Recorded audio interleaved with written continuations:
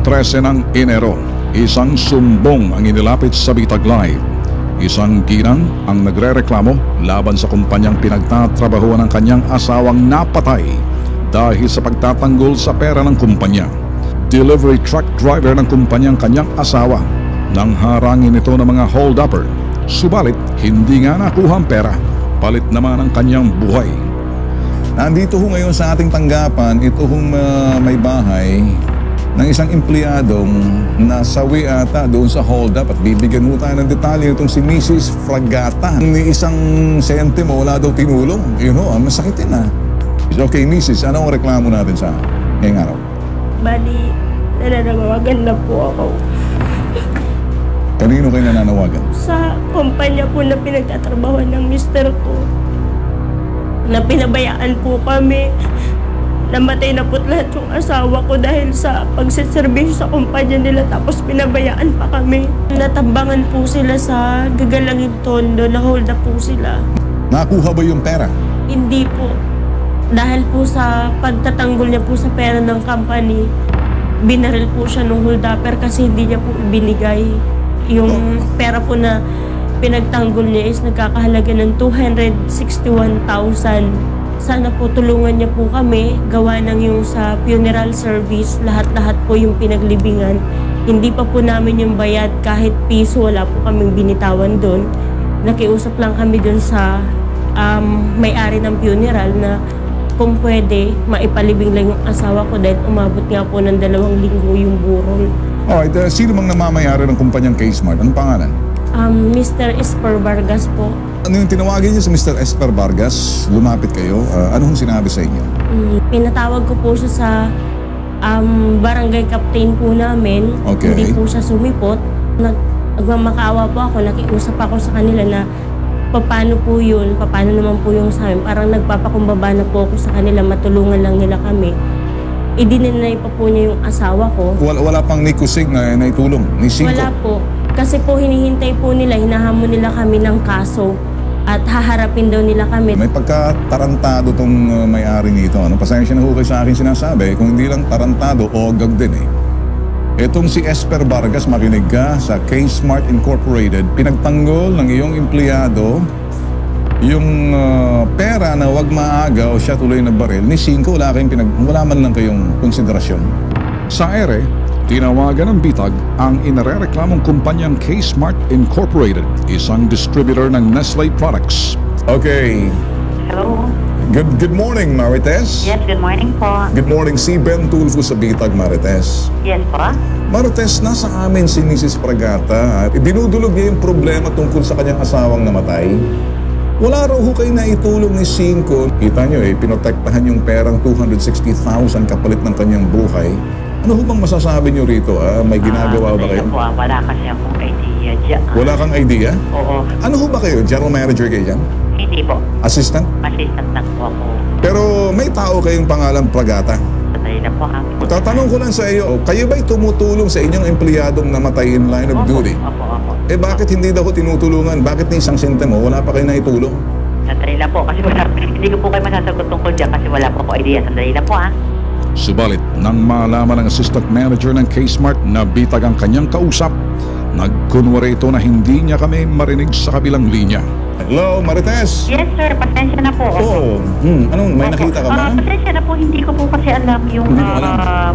Okay, ganito na lang para alam mo, Marites. Ngayon, galing ka na live tayo sa Bitag, sa ere. Alright? Marites? Yes po. Nandiyan ka pa? Hello? Marites? Hello? Marites? Hello po. Okay, narinig mo Hello ba ako? po. Hello? Hello? Hello? Wala. Natakot ko sinabing live sa Bitag. Kunyari, hello. Dahil dito, personal na tinungo ng grupo ng Bitag ang K-Smart Incorporated sa Marikina upang makaharap ang presidente nito na si Esper Vargas. Nagpaunlak naman ang nasabing kumpanya at pinapasok ang aming grupo. Laking gulat namin ang bumungad sa conference room ng kumpanya ang mga empleyado, tila manunood ng palabas na gagawin ng Bitag. Ang gusto lang namin sanang gawin dito, sa harap din ng nagre-reklamo, lumapit sa aming ginang, linawin to, magkaayusan.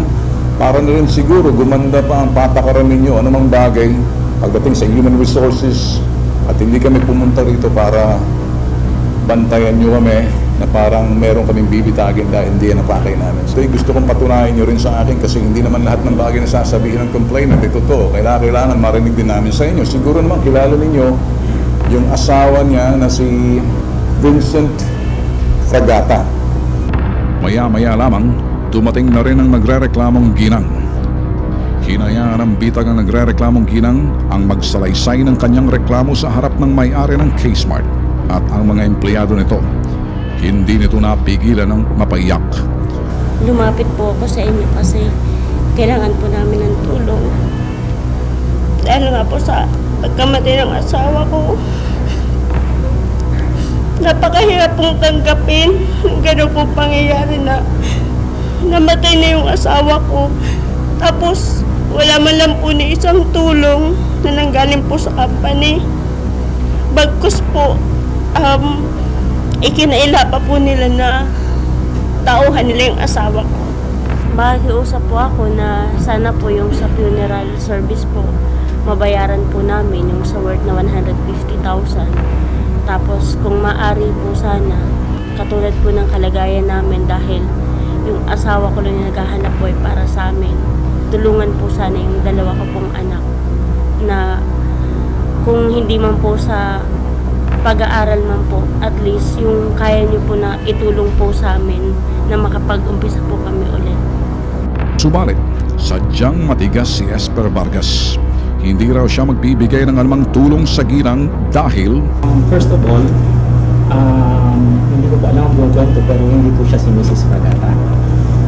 This is ang asawa po ni Vicente Fragata ay si Sita Di Capal. Siya po ang recognize namin. Anyway po, marami pong claimants. So, we have to be careful about whom we talk to. So, bagamat ikinagulat ng bitag ang impormasyong ito dahil hindi ito ipinagtapat sa amin ng ginang, itinuloy pa rin ng bitag ang aming pakay ang matulungan ng pobreng buntis na ginang. Kami, hindi na namin tinanong kung siya kasama o hindi. Sa nakita namin sa sitwasyon, umiiyak sa amin, sa dami ng mga pumupunta sa amin. Dahil na kaming panahon para sabihin na pakita mo sa akin na legal ka, pakita mo sa akin na ikay tunay. Hindi kami gano'n. Kami makatawa harap sa mga taong kinakailangan tulong. So ngayon, dahil hindi kami attorney, hindi kami yung processing ng gobyerno para sa mga claims, hindi namin trabaho ang mag-usisa, magsabi kung anong totoo ka man na asawa o hindi, kung ano ka man, kung sino ka man. Ang importante rito, yung sinasabing tulong. Si misis dapat kinakausap ninyo. Kasi kung nag-aantay kayo ng tunay na misis na dapat lumabas, kinakailangan ba natin manawagan pa para lumabas yung tunay na misis Fragata? ang kampanya namin is we want to make sure that we abide with principles. We will not bend to any form of extortion, any form of whitewashing. Kung ano yung tama at totoo, yun ang pinapairal namin. Kung kaya gusto ko makita ng buong organisasyon kung paano ito. Hindi totoong hindi kami nag-extend ng support. Ginawa namin lahat yan. In fact, in final pay niya, ang buong was given to her because I presume she was the wife. Until such time na lumabas po itong papel. Karoon nga ng ganitong demand, sabi namin, nakakatakot kasi hindi namin alam kung yung kausap namin tama. Namatay po si Vincent sa pangangalaga ko na kami po yung nagsama sa loob ng 3 taon. Ngayon po, yung sinasabi niyo na legal wife, ayan nga po may kasunduan sila na naghiwalay at may asawa na rin po ngayon yung legal wife. Wala naman po silang anak, then sa akin po nag-anak si Vincent po at ako po yung kasama niya bago po siya namatay. Dahil sa pagmamatigas ng may-ari, dineretso siya ng bitag. Sa mundong ito, 2 bagay ang pwedeng pagbasihan. Aspetong moral at aspetong legal. Kung papairal natin ang aspetong legal, panalo kayo. Papairal natin ang aspetong moral, konsensya, puso, ewan natin kung meron kayo. Saan kayo? Maya-maya lang, lumapit na ang isang to. Abogado raw siya ng kumpanya. Para matapos ang diskusyon, eto na ang tumapos ng usapan. Siguro, mabuti, bigyan natin sila ng pagkakataon. Yun na nga. Dapat pag, sir,